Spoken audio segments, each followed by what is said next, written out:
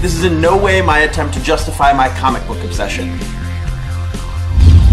And this story, I really, really like. Artwork, the storytelling.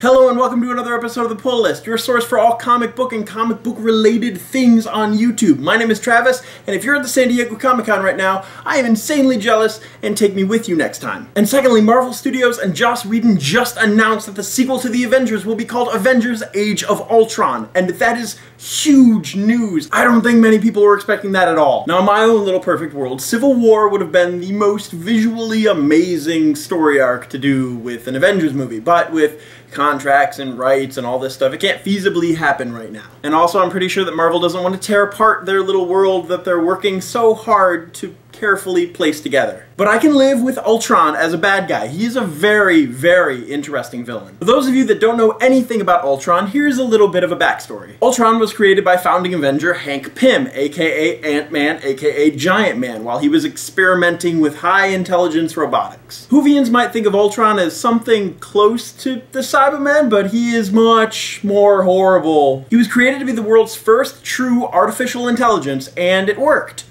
All too well. Savage, primal evil in the heart of man's fear of technology. He can cause unimaginable destruction, and there is never a surefire way to stop Ultron. And the greatest tragedy of Ultron is that he embodies all of the Avengers' failures. This is their fault. Shortly after being created, Ultron became sentient, rebelled, erased Hank Pym's memory that Ultron was ever created, and then disappeared to go improve on his rudimentary design. By the time he appeared again, he had improved himself so immensely past the knowledge of Hank Pym, Tony Stark, Reed Richards.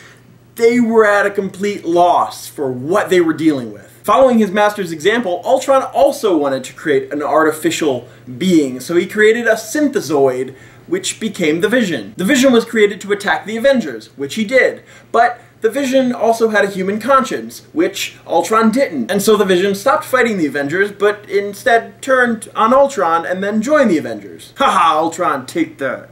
But every so often, Ultron would come back, proclaiming his war against organic life, essentially. He just wanted to eradicate all organic life ever. Just destroy it. And each time he was defeated, he was able to come back stronger and more intelligent and more vicious. Most of his bodies used an adamantium alloy, and if you're a nerd, you know that that's a bad thing. Ultron's very first appearance was back in Avengers number 55 in 1968. And in 2009, IGN named Ultron the 23rd greatest comic book villain of all time. Of all time! So be excited, or nervous, or both. And a while ago when they announced that the Scarlet Witch was going to be in Avengers 2, I was a little confused, but now it all makes sense. For those of you who aren't following me, the Vision and the Scarlet Witch get married. Ultron creates the Vision, who joins the Avengers, who gets married to the Scarlet Witch, who's in the second Avengers movie. It's continuity! But here's what I don't understand.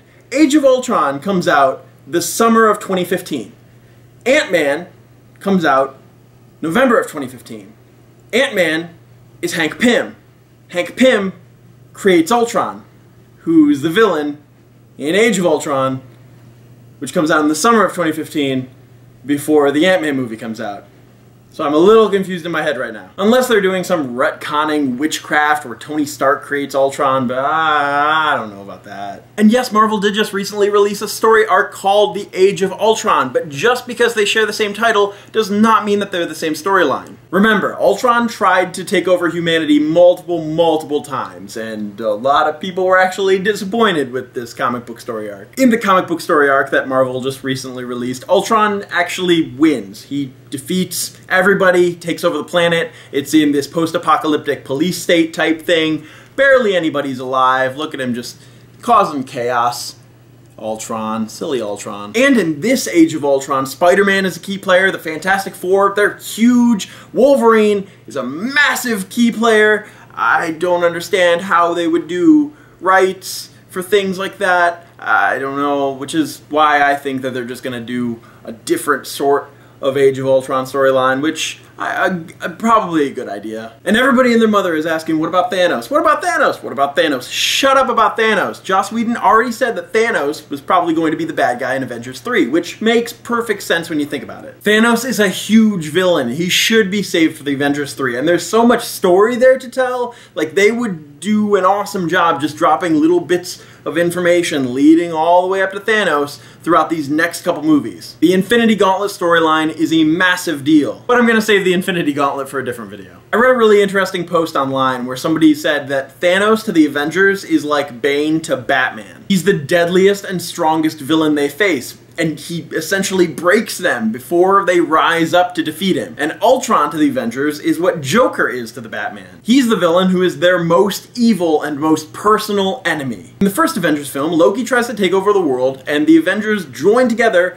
and they stop it. In the second film, they'll focus on personal aspects like Ultron, conflicts with each other, the introduction of Scarlet Witch and Quicksilver, and in the third film, they should be broken by Thanos before rising up again to defeat him before he uses the gauntlet to, you know, destroy all of the galaxy and the universe and everything that exists. So now that you know a little bit more about Ultron and Marvel's plans for the next Avengers movie, what do you think? Are you excited? I, for one, am very excited. Ultron is the ultimate nemesis of the Avengers. He gets defeated, he comes back even stronger, and there's no completely getting rid of him. He's always going to come back more powerful, more violent, more intelligent than before, and that's terrifying. As long as there is organic life, there will be an Ultron to come back and try to destroy it. And all the Marvel Universe can do is wait in fear. But that's it for me in this episode of The Pull List. Thank you for fueling my comic book obsession. I will see you soon.